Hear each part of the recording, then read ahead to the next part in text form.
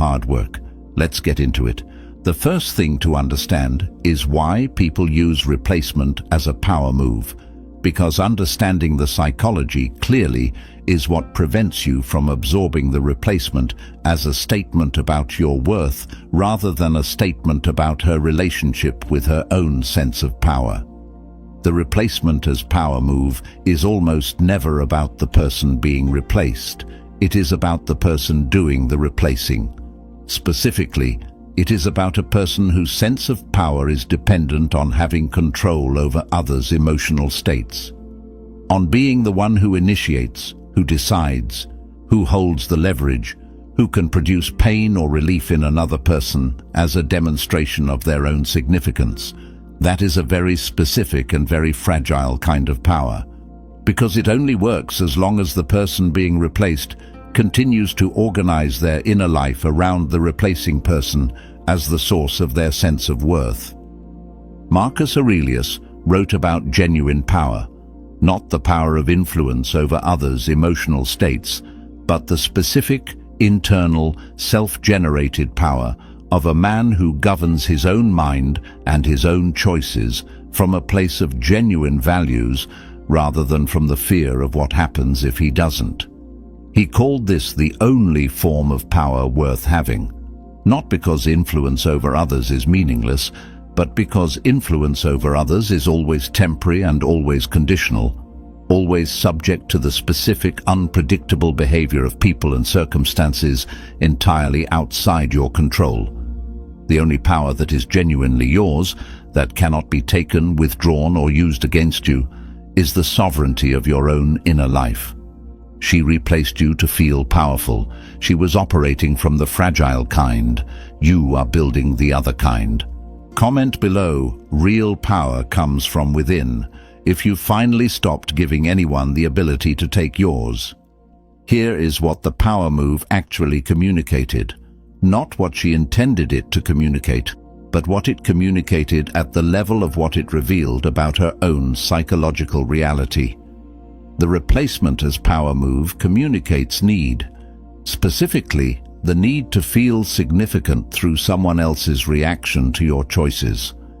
The person who genuinely has power, whose sense of themselves is genuinely grounded in their own values and their own daily practice of becoming who they have decided to be, does not need to demonstrate that power through the specific targeted mechanism of replacement designed to produce a response. They simply live their life. They make their choices from their own values. They do not organize their behavior around the production of particular emotional states in others as a way of confirming their own significance. Epictetus was direct about this. He taught that the person who needs to control others in order to feel powerful has not found genuine power.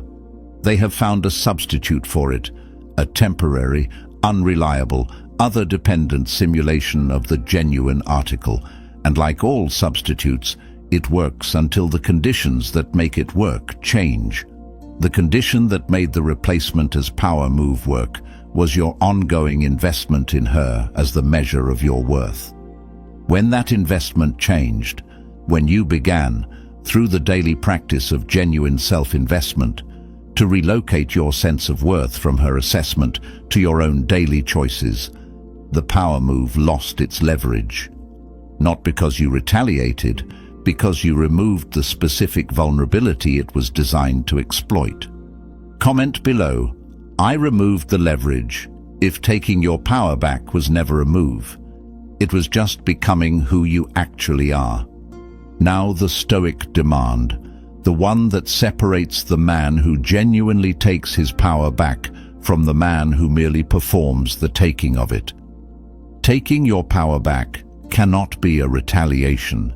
It cannot be organized around the goal of making her feel the specific powerlessness that the replacement was designed to make you feel. Because power taken back through retaliation is not genuine power. It is the same fragile, other-dependent, emotional state management game played from the other side. The man who takes his power back through retaliation is still fundamentally organized around her, still measuring his power by its effect on her perception, still requiring her response to feel like the power is real. That is not what the Stoics were pointing toward. The genuine taking back of power is quieter than that, more internal, more permanent. It is the specific, daily, undramatic act of redirecting every ounce of energy that had been going toward her, toward the management of the dynamic, toward the hope of her eventual recognition, toward the anxious monitoring of a situation that was no longer yours to manage, back into the only territory where power can be genuinely built. Your own life, your own choices, your own daily practice of becoming more honestly and more completely yourself. That redirection, silent, consistent, requiring no announcement and no audience, is the actual taking back of power, not the performance of it. The reality. Comment below, I redirected everything, if taking your power back was a daily decision, not a dramatic moment. Let's talk about what taking your power back actually looks like in the specific, ordinary, daily reality of the period following the replacement. Because the Stoics were never philosophers of abstract principles without concrete application, and the power-taking this video is describing did not happen in a single moment of clarity. It happened in the texture of the ordinary days. The morning where the first investment went to your own life rather than to the management of hers. The workout done not to look better for her, but because your body is yours and you are the one responsible for what you make of it. The work invested in not to impress anyone watching, but because your craft matters to you, independently of whether anyone is grading it. The evening examination of your own choices rather than the exhausting, dignity-eroding analysis of hers. Seneca wrote that the man who is genuinely sovereign over his own life does not need dramatic demonstrations of that sovereignty.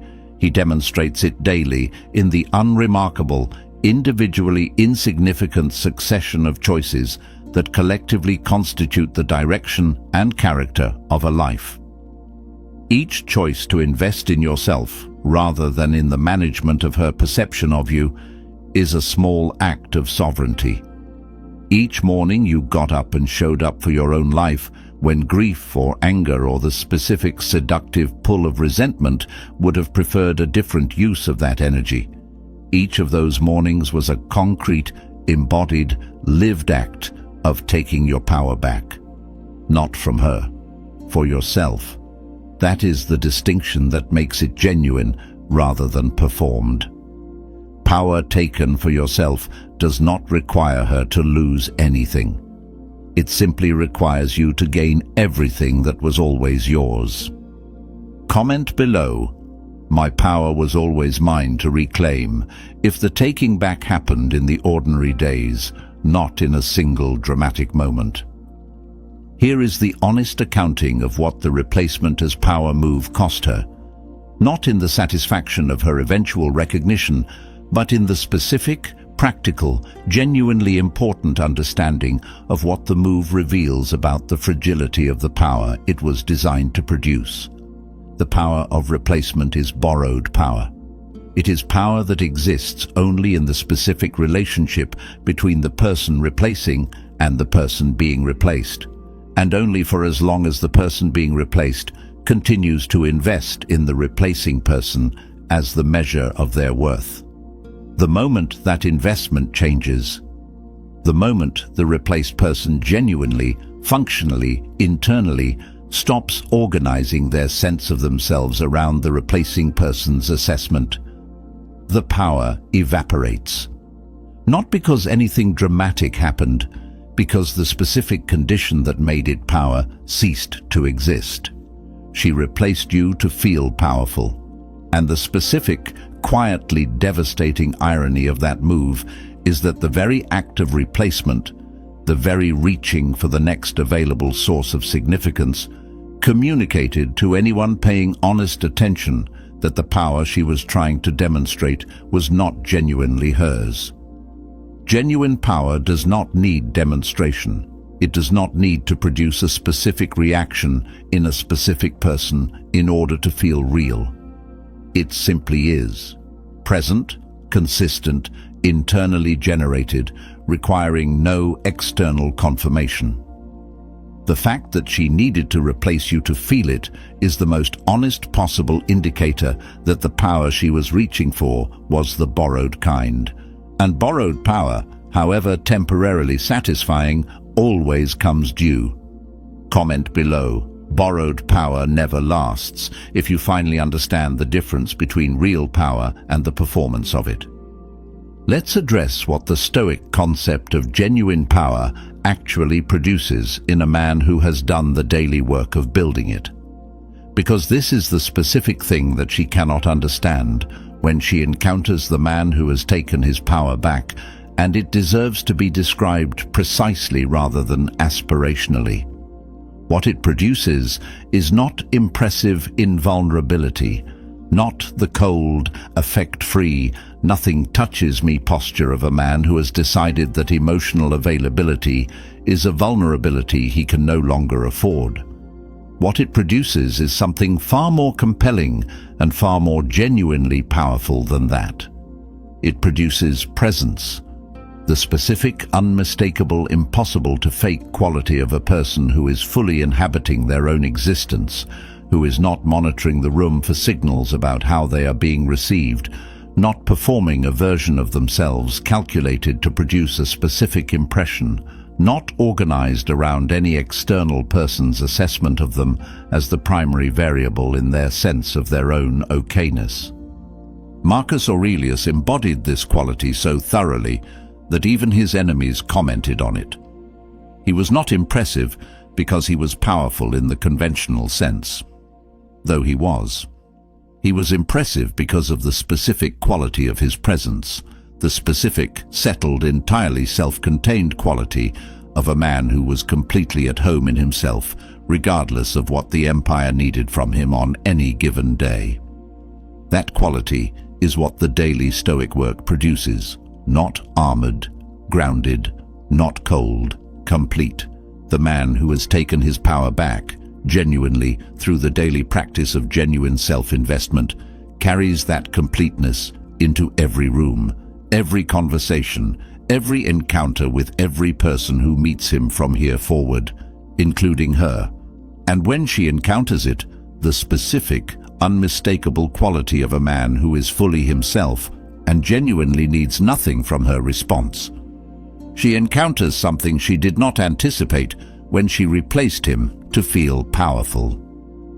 Comment below, grounded, not armored, if the power you built is presence, not defense. Here is what to do if she comes back, because the power move, when it fails to produce the powerlessness it was designed to produce, frequently generates a reach. And that reach deserves a response that is worthy of the work the power-taking produced. The man who has genuinely taken his power back, who has genuinely built the specific, internally grounded, daily verified sovereignty of his own inner life, does not respond to her reach with the relief that would immediately reveal that the power-taking was a performance. He does not respond with the punishment that would reveal he is still organized around her as the primary variable in his emotional state.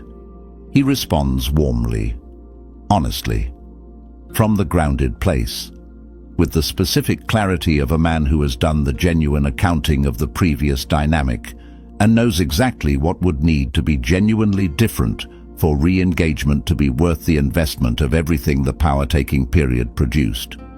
The question he asks is honest and direct. Is what she is offering now genuinely different from the dynamic in which replacement was used as a power move? Not in her stated intentions.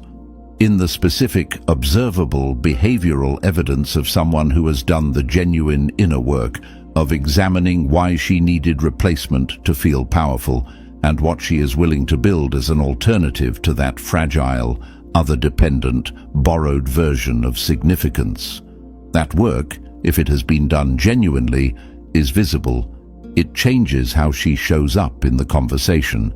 It changes what she is asking for and how she is asking for it.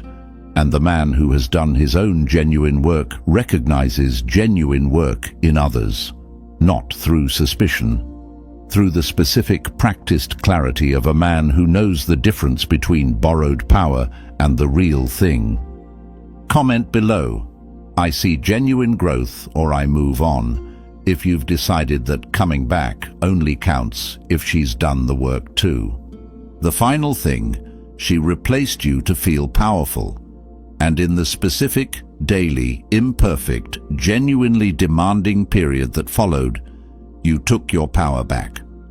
Not through retaliation, not through the performance of having moved on, through the specific, concrete, lived reality of choosing yourself, your work, your body, your craft, your inner life, your daily relationship with the man you had decided to become, consistently, honestly, in the ordinary and unglamorous moments when nobody was watching, and the only reason to make the choice was that you had decided it was worth making.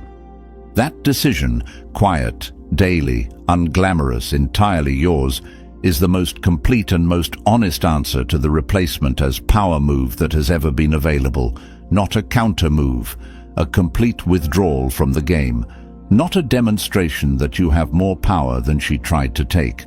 The discovery, lived into, daily verified, permanently yours, that the power she was trying to take was never actually hers to take in the first place, that it was always yours, built from your own character, grounded in your own values, belonging to you entirely and requiring nothing from her assessment of you to remain intact.